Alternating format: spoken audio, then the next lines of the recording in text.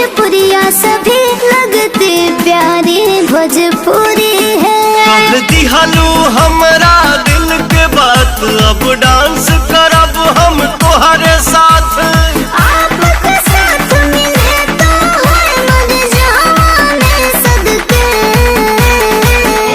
तो सुन मेरी, हाँ सुन मेरी, हाँ सुन मेरी लाली पाप, कमरिया हिला के जरा नच दे, नच दे। सुन मेरी लाली पाप, कमरिया हिला के जरा नच दे।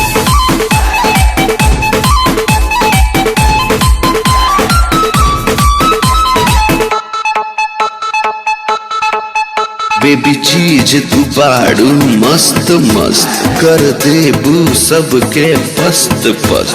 तोहरा बनैले रच रच के, बस ट्रेनिंग तनिका ठीक लहो।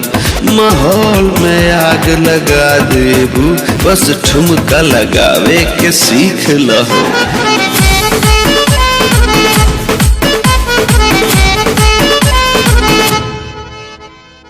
बहुत आस लगा के आपके पास हूँ आई जी, मैं लड़की दीवानी आपके फैन पागल क्रेजी। अब जब आ गईलू तू भेटा गईलू, जवन चाहो तारू बाबी बुझा पा गईलू।